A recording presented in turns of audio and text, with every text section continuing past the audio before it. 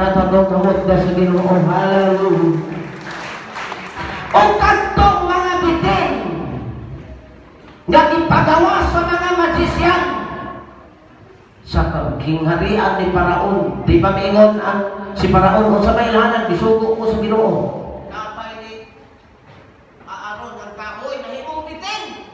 Ipatawag po ni Paraon ang mga magisyan. Nag-inom po siya bitin. Di ba naghan tayo? Mauto yung mga sinilya sa bitin dito nga bilambod sa kahoy sa Garden of Eden. Mauto yung mga sinilya. Pero ang nahibot nan kay ang mga bitin sa magisyan gipanglamoy tanan sa bitin ni Moses. Palagpagan itong kapot.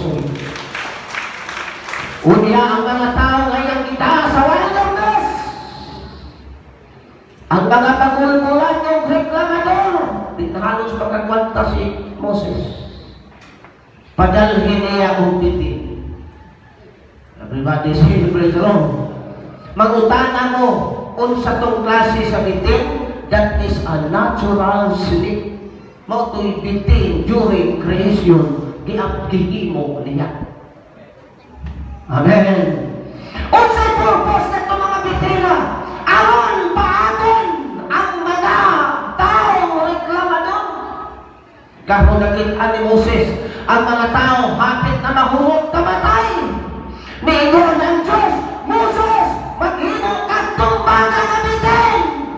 During the book of Numbers, there are two kinds of snake, serpent. Ang unang itawag, serpent of destruction, serpent of condemnation, but there will be also the serpent of salvation. Everybody see, praise the Lord. Sa niyamingon si Moses, mingon ang Diyos ng Moses, patindo ka ang bitin nga tumbaga o ang mga taong himalatyon nga ipamahit sa mga bitin kutong sa mutanaw sila makagaton o kinabuhin dayon. Walang iskutan ni Juan, mayroon nag-iisa ni Moses ang anak sa tao, ang bitin sa kawanado kining awaw sa wilderness. Iyang iisa kini mayroon ang anak sa tao, iisa o ang tanang musalig kaniya makabatol sa kaluwasan. Ibalagpag ng atong gamot na sa Ginoo Lord. Everybody see, praise the Lord. Matthew chapter 10 verse 16. Pagtuon ko kamo nga daw mga kaldero taliwala sa mga luto. Be wise like a serpent, be harmless like a dove. Nasayon ba mo nga no nga ang bitin mo'y gipilit ni Satanas na sulat?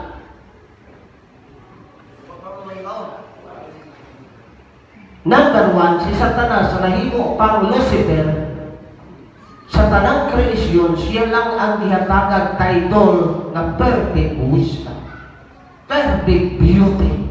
Sa tanang mga anghel, ang tunay gitawag na perfect na wisdom, si Lucifer. Busan pagkahog niya sa yuta, gipili po niya ang mananap na maalamon aron iyang sudlan. Ang sa tanang mananap na maalamon ang bitin. Pero mauni higala isuon.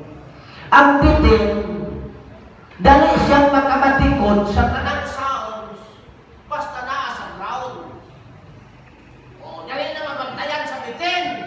Pero kung sounds na diya sa kakanginan, bisang helicopter 1 meter na ang kamubo, ipapanhaan ng helicopter, interesting pa ang helicopter tutugtog sa yuta, di pagkabati ang bitin. O wak siya'y gitawag na pagtugog sa mga espirituhalong butang na naa sa taas. Muna iyang kinaya. Matthew chapter 3 verse 7. Samtang nagwali si Juan, naduol ang mga Sadusyo o Eskribang Pariseo. Matod pa ni Juan kabrong mga anak sa bitin. O bitin na lang nitsakin na po pala. Ipalakpan na tapos kamot sa inyo. Busa tong bitin nga gitimpas ni tata ako giingnan si Chik. Putol-putol na unya post sa FB mo palit ba mo upak simunon. Amin. Kisakpan tong bitin na sa mga pastor nga sa first day straight impas. Ituwa na nga nila ni Pastor Jongjong, wakuhai upanit, sinong-iko pa nga itong presbytero sa sabaw. Basta uli, pugikan sa fellowship, luhang kadlaw, wakauli ang kalukod sa kumina. Dito isa bukid ng fellowship. Daliti kung miniyat itong ilang specialty nga sundaan nga kanang batod, nga nagguhimok-guhimok pa. Tuslo ko na sa suka. Paaka din Pastor Jongjong, nagatas-gatas pa. Basta nadaot ako ginawang katawad. Dito sa mga doon. Ginawa ko ginawang ni Pastor Jongjong. Dito ko na nalagtuwa ang kanang bitin. Pero nahibawa ba mo? Sa tanang sudan, naway lang sa ang bitin ra. Wade lang sa. Way lang sa pero bugnaw pag-abuti.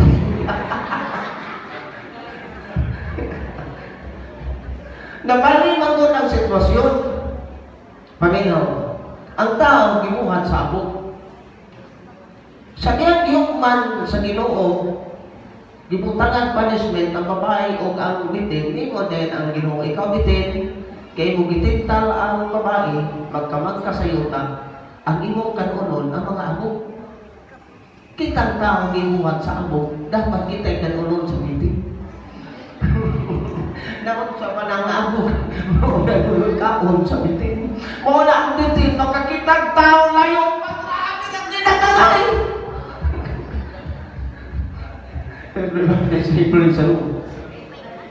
Sa Genesis, tanawa, ang silo. Ingon ang Diyos, ikaw bitin, sa maunahan mo ang tao, paakon ng tikot. Pero, kung ikaw pa'y maunahan sa tao, lataw na ino mo. At inuukot yun, pumatay tagbitin, di kinatundangan, di malatao. Kaya base mo balik. Pari atong di kami ministerial meeting mga launa sa gabi. Diya sa'y natuan, sa di pa mo abot sa Nagasaka. Nakakita sa suga, reaksyon mag-anak. Basta niya kaya ko, ang ikog sa bikas kalsada, ang ikog sa bikas po dito kalsada. Nagbabag. Nuhin ako padagan. Makala ko. Nagkamigisog ka lang. Sinado ng alam mo ito, ikonis. Kasi nakasalo yun!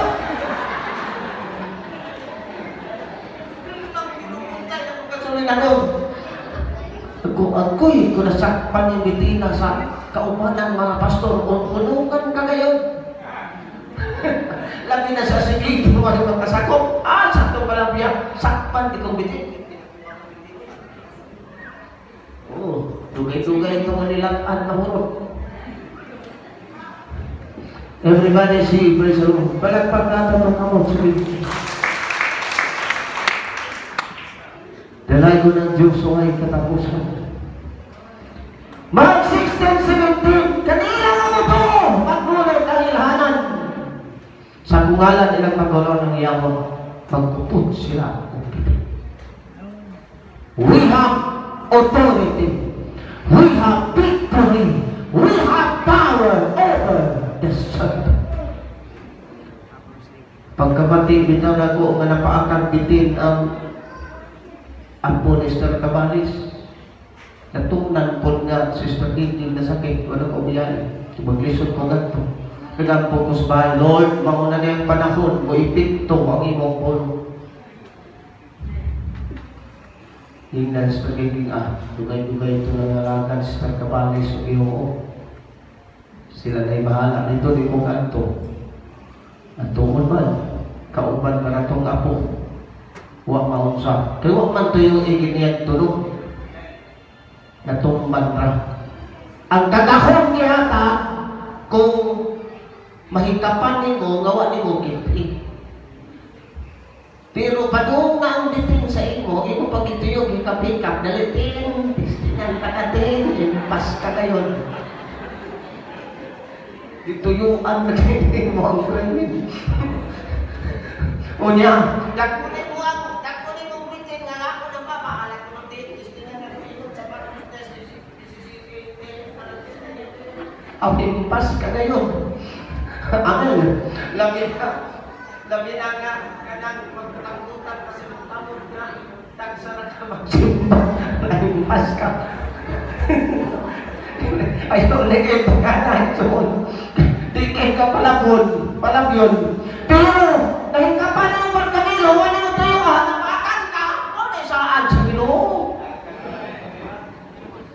Kahit anong hindi mo gigituyo dito, gituha pa tanong na yung sapatos. Ikuha ka Medyas, karong tistigan, magkatira. Tao, impas ka ngayon. Palagpag na ito, kamong mo. Lucas chapter 10 verse 9, and behold, I give power unto you to tread on the serpents and the scorpions. Atong tunog-tunugan ang mga scorpions o serpent o why usa nga maunsa ka ninyo. Maunay tugon ni Kristo sa 70 disciples yung isugo pagwali. Well, pagkakumagwali, nakahuli ang 70 disciples, nagdagot report. Basta magsakyaw ka, doon ay good report, lipay ang imong batiyon. Ilang isugin lang ang Ginoo, samtang naghimog kami mapagampo ang mga basagito na naayo, ang mga pangyawaan ng tawas ang yawa, ang dunay mga balatian, giayo sa imong ngalan. Ginugigo sila sa ilang report. Ingon niya Ginoo, ngano malipay mo. Amen. Busa. Kanang mga milagro, dili ang Ginoo niya na soldado. Kinili man kita ng milagro siya man. Pero ang mga tao kunuhay. Amen. Makaampo, pilakabok ko niya na ayo. Labi ka nang naadya sa telebisyon. Sige, subukan kong Panginoon. Sige, lapit kayo sa Panginoon. In the name of Jesus, kumusta ang karamdaman? Ano ang sakit mo, Ter? Sinuon na kayo. Ganitong apostol. Si Apostol Cornelio. Birhan niya po si Kuan. Niyadtong unang gabi isulya ko. Kaya ang iyang preaching na si Apostol Cornelio. Ang iyang preaching, giving man. Ingon niya, huwag kayong maniwala yung mga preacher. Nagturo daw na may kasimulingan. Paano ang tao makapasok sa langit, di magbigay na nagalit ang Diyos sa kanya? Pinuon, pinipitaw. Di ka magkata, pinasuko ang Ginoo sa imo. Saan ka na magsuot dito? Dapat mag-repent yung mga tao na nagturo ng mali. Pinakansuli mo. Mau na ginagawa ang pinipigyan. Tingnan natin si tatay, anong sakit mo nga. Nahirapan ako pagka ng pagpaminaw. Ngayon, kumusta na tayo? Tapos tayo nag-pray kay Jesus. Sige, sigaw tayo. Petro, hallelujah! Pinagalingan ko ni Jesus! Ang Ginoo kay dili sudahog niya. Ingon ang Ginoo sa mga apostoles. Ano malipay mo? Ayaw ninyo ikalipay ng Espiritu, magpailalo masinungdanon ka ninyo. Ikalipay, Ginoo ninyo, inyong ngalan. Nasulat sa langit! Mga importante! Nagsimba ka sa simbahan! Siguro ang naagad mo at tumaan sa listahan! basit pag roll call during judgment day, maingon dahil Ginoo. Maingon dahil ang Ginoo ka Gabriel. Gabriel, kuha ang book of life, pag roll call ka na. Ingon dahil si Gabriel, say present when you are called. Abilino, Galinato, Ando. Ingon dahil si Marcoy, hallelujah! Kaya na Lord! At saka roll call nito. Anesito! Sa middle name ni Mulon. Anesito Kulon. Yes, Lord, amen! Joel Laguna! Nakurot na lang 100 kabukrol call sa membro sa mga ako'y. Watuhan ka. Ako matawag. Ako'y. Ikaw na liwak matawag. Nag-roll na po, simbahan po sa pinag-roll call. Pero sabi na problema ka. Nagsimba na na ika. Wani, masuwan ko yung mukhaan dito. Busa nga ito, pagsimba, di kayo ni simba-simba. Tinod-anay, drug na simba. Sinigulo ang atong aran. Nasuwat sa langit kay mag-roll call. Everybody say praise the Lord. Palagpag na itong among sulit. Hallelujah! Acts 3-5 sa journey ni Paul, panglas padulong sa Rome. Nakadunggo sila sa pulo ng Malta. Angan sa Islang Malta, minaog sila ni Paul. Kauban ang masunaw. Kay adlaw tintugnaw, nagkuha sa Apostol Pablo mga suglod, uwa siya kabantay nga ang pulo nga ilang nataa na dahil kahadlukan sa mga tao itong galugara kapitin nga kubra nga kung mupaa wag gayoy patawag. Samtang si Apostol Pablo naggunit sa mga suglod, ikaw it magkaambitin sa iyang kamot sa dihang ikaw it ambitin sa kamot ni Pablo. Ang mga tao na utro ang iyang huna-huna matod pa ni sa mga tao sa Malta kining tawhana o sa diay kakriminal kay gitukod sa kahigayunan nga siya'y paakon sa bitin. Amen. Dili diay matangong kini nga tao pero sa nagkadugay silang pumaabot pila na kahuras kay sa diyang ikawit ang bitin na kubra sa kamot ni Pablo iyang gisawirik labay niya sa karano. Pila ka oras bantay-bantay sa mga tao na mamatay si Pablo. Kayot si Pablo. Mausap, why kibate? Unya, nautro ang una-una sa taga Malta. Matod pa niya, dili ni kriminal ang nakadungko sa tunga. Dili ka tao sa kakiyos. Yan lang si Pablo dito, Diyos. Everybody say, praise the Lord. Kaya mauno sa gipaak sa bitin. Nga naman ang iglesia may kahong batok sa mga bitin. Kung kasayod tanin kini nga bitin, mao ang old servant, mao si Satanas, igsoon nga bitin. O ang gibasa na to sa Biblia, ang kaaway, ibutang niya, ilalo mo siyang mga tiil. Kanus aman ang kaaway, mabutang sa atong mga tiil.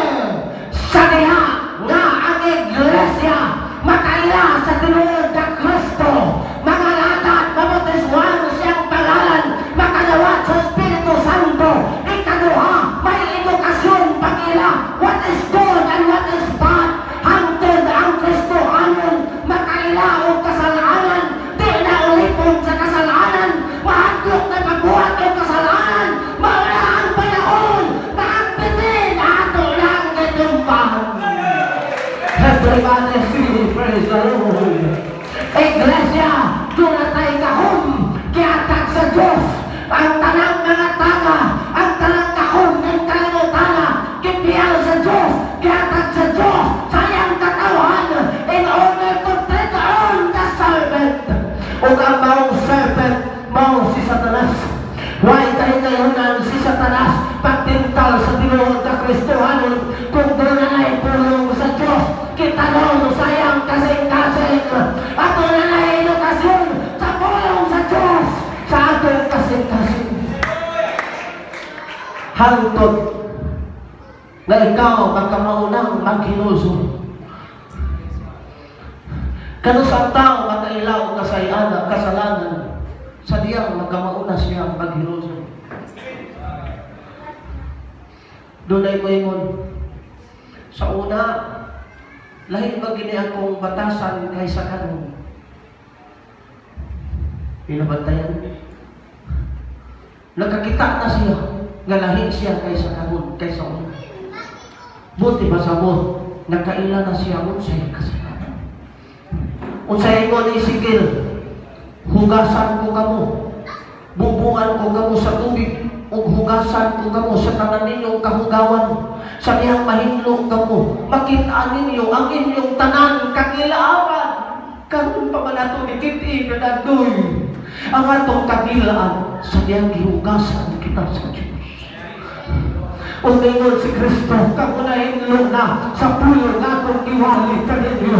Ang pag-anhinay nato sa simbahan, may dako kaayo nga punto sa kinarian sa Diyos. Every time that we will live, the Lord of God, ang Diyos, nakahugas o nakahinlo sa atong mga kinasunan. Imo makitaan, lahin na ta sa una o karon. Muna mingon si Propeta Isaias, pangunaw kamo paglinis, kamo ibutang sa layo inyong daotang buhat. Hulong na pagbuhat o daotan! Sa diya nga magkakon ka na paghulong pagbuhat o daotan ba ng Jojo? Paunay tayo ibutang sa Diyos ang kaaway ilang musatil. Ato nang itumban ang kaaway, di na kaulipon sa kaaway.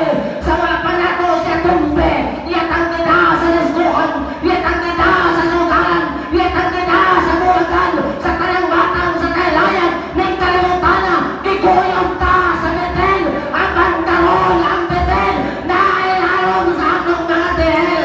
We have a power and victory to take all the serpents of his country. Hallelujah! Psalms 81, 84 verse 12. Magtapos ko sa mensahe. Psalms 84, 12. According to David, for in one day in thy courts